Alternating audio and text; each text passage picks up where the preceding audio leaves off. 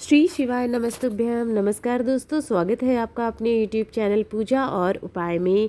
दोस्तों, सावन का पवित्र महीना शुरू हो चुका है और इस वीडियो में 3 आसान से उपाय, भोले बाबा को प्रसन्न करने के उपाय, आपके हर दुख परेशानी को दूर करने के उपाय आपको पूज्य गुरुदेव पंडित प्रदीप मिश्रा जी की कथाओं से सुनकर समझकर बताने वाले हैं।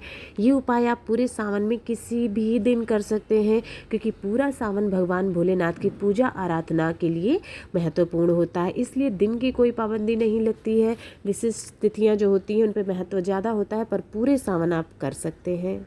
आ जाते हैं अपने सबसे पहले उपाय पर है, जो कि है कोई परेशानी है, लड़ाई झगड़ा है, वाद विवाद है, कोई मनोकामना है अधूरी है, तो फिर आप इस उपाय को कर सकते हैं। 2 तरीके होते हैं। पहला तो जैसे देखिए, आप त्रिपुंड बनाते हैं कोई भी, तो 3 उंगलियों से आप इस तरह से त्रिपुंड बना लेते हैं और साइड के दोनों त्रिपुंड को आप जोड़ देते हैं। ठीक है, दोनों इस तरह से आपने जोड़ दिया है, तो वो जो त्रिपुंड आप इस तरह से शंकर भगवान के शिवलिंग पर बना दीजिएगा। इससे क्या होता है, आपकी जो भी दुख दर्द परेशानी और परिवार की खुशियों के लिए ऐसा त्रिपुंड बनाया जाता है, ये उपाय किया जाता है। अब आ जाते हैं दूसरा। अगर आपकी कोई इच्छा है, मन में कोई सवाल है, कोई मनोकामना है, चाहते हैं पूरी हो जाए, तो आपको इस तरह से ये उपाय करना है। आपको लेना होगा पीला चंदन, थोड़ा सा बहुत ज़्यादा नहीं, लेकिन आधा चम्मच पीला चंदन आप ले लीजिएगा। इसके साथ ही साथ दूसरा चाहिए होगा हमको लाल चंदन। लाल चंदन बहुत थोड़ा सा चाहिए होगा, ज़्यादा नहीं, थोड़ी सी मात्रा लाल चंदन की चाहिए होगी। साथ ही साथ 1 लोटा जल तांबे के लोटे में अपने ही घर से आपको ले लेना है। और इस तीनों चीज़ें ले करके आपको किसी भी समय, सुबह से ले करके शाम तक, जब भी आपको समय मिलता है, आप वहाँ ले करके चले जाएंगे भोले बाबा के मंदिर के पास में। जब आप वहाँ पहुँच जाते हैं तो सबसे पहले उत्तर दिशा की तरफ मुख करके खड़े हो जाइए। और आपको क्या करना, 1 लोटा जल जो आपने लिया हुआ है, अपने दोनों हाथों से उस जल को भगवान भोलेनाथ के ऊपर श्री शिवाय नमस्तुभ्यम या ओम नमः शिवाय कहते हुए चढ़ा देना है। सबसे पहला काम ये करना है। जल चढ़ा दिया, अब आपको त्रिपुंड बनाना है। तो आपकी 3 उंगलियों से, आपको पता है दाहिने हाथ की 3 उंगलियां, छोटी उंगली और अंगूठे को छेड़ के बीच की जो 3 उंगलियां हैं, उनसे त्रिपुंड बनाया जाता है। पीला चंदन आपको अपनी 3 उंगलियों में लगा लीजिए। उसके बाद सबसे पहले ऊपर की 2 लाइन आपको बनानी है। ठीक है, 2 उंगलियों से ऊपर की 2 लाइन आप बना दीजिए और अपनी इच्छा मनोकामना जो है वो कह दीजिए। उसके बाद में तीसरी लाइन भी आपको, त्रिपुंड 3 उंगलियों से बनता है ना, तो बाद में आपको तीसरी लाइन भी बनानी है और फिर से आपकी इच्छा और मनोकामना वहाँ पर कहनी है। इस तरह से आपने त्रिपुंड बना लिया। अब जो अनामिका उंगली, यानी तीसरी उंगली से जो आपने त्रिपुंड बनाया था, उस उंगली से, धोना नहीं है उंगली, लाल चंदन आपको अनामिका उंगली में लगाना है और उस उंगली से बीच में आपको लाल चंदन की बिंदी लगा देनी है। इस तरह से जो त्रिपुंड बन जाता है, जैसे कि आपको शिवलिंग के ऊपर दिख रहा है, इस तरह से आपको त्रिपुंड बनाना है और अपनी इच्छा और मनोकामना कह दी है। जो भी आप ये उपाय कर लेता है, उसकी इच्छा मनोकामना ज़रूर पूरी होती है।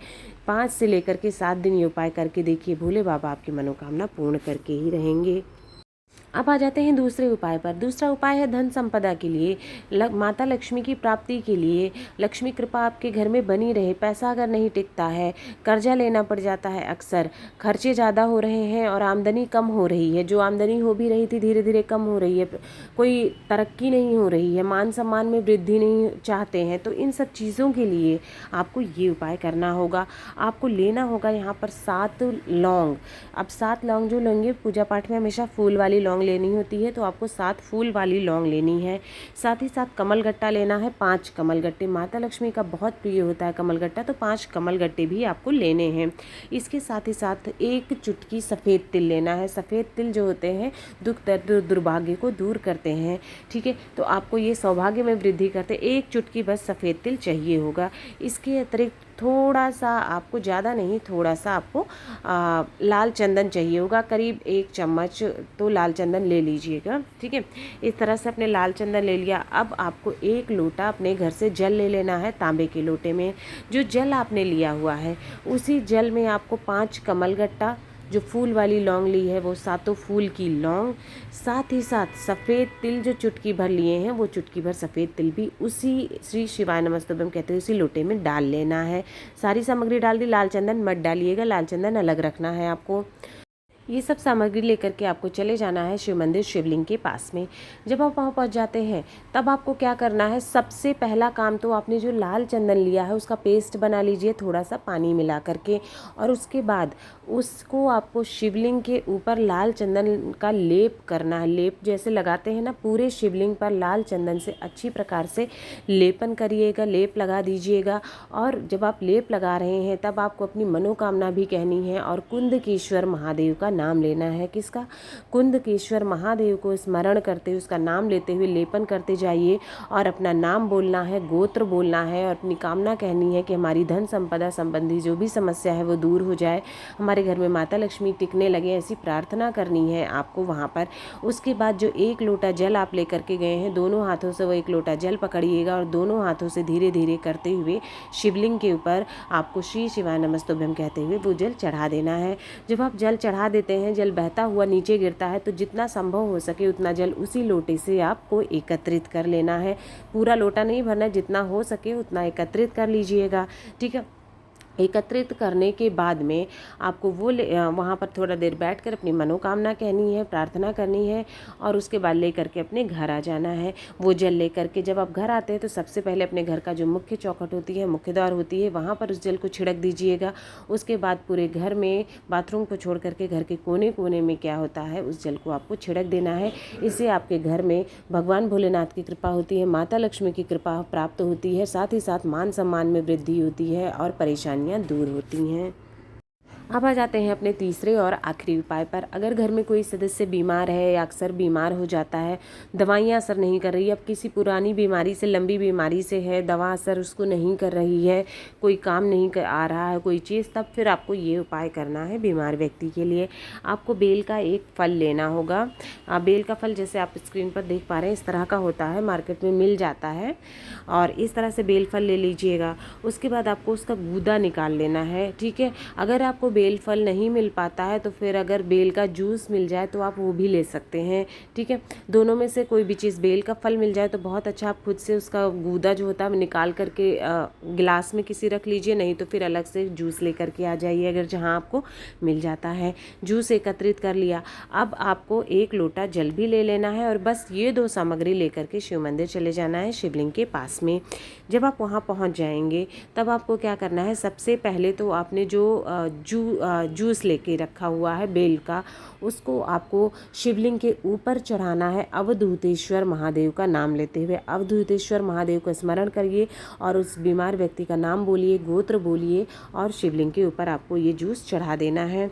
उसके बाद जो आपने गाढ़ा पेस्ट जो है वो चढ़ाया, उसके बाद उसी एक पात्र में जो ग्लास में आप लेकर के गए हैं, जब वो जितना हो सके शिवलिंग के ऊपर से आपको उसको उठा लेना है, उस जूस को। ठीक है। उस द्रव को जो है उठा लीजिएगा, जितना हो सके एकत्र कर लीजिए। उसके बाद जो 1 लोटा जल लेकर के गए हैं वो शिवलिंग के ऊपर श्री शिवाय नमस्तुभ्यम कहते हुए चढ़ा दीजिएगा। मनोकामना कहनी है, उस बीमार व्यक्ति की बीमारी ठीक हो, प्रार्थना करनी है और वो जो आपने जूस निकाला हुआ है गूदा, वो लेकर के घर आ जाना है। घर आने के बाद उसको, बीमार व्यक्ति जब भी दवा खाने वाला हो उससे आधे घंटे पहले आपको 1 चम्मच या 2 चम्मच उस गूदे को, जूस को आपको उसको पिला देना है। ठीक है। ज़्यादा नहीं, सिर्फ 1 चम्मच भी पिला देंगे तो बहुत है, आधे घंटे पहले दवा खाने के। इससे क्या होगा, आपका जो भी वो दवा खाएगा उस दवा का असर होना शुरू हो जाएगा और दवा काम करना शुरू हो जाएगी। ऐसे भगवान भोलेनाथ की कृपा से एक बार ये उपाय करके देखिएगा, आप पर भगवान भोलेनाथ की कृपा ज़रूर बरसेगी। दोस्तों, आपकी समस्या से संबंधित जो भी उपाय आपको लगता है वो एक बार करके ज़रूर देखिएगा। अगर आपको वीडियो पसंद आया हो तो वीडियो को लाइक करें, शेयर करें, चैनल को सब्सक्राइब करें और कमेंट बॉक्स में हर हर महादेव ज़रूर लिखें। आप सभी पर भगवान भोलेनाथ की कृपा सदैव बनी रहे। श्री शिवाय नमस्तुभ्यम। हर हर महादेव।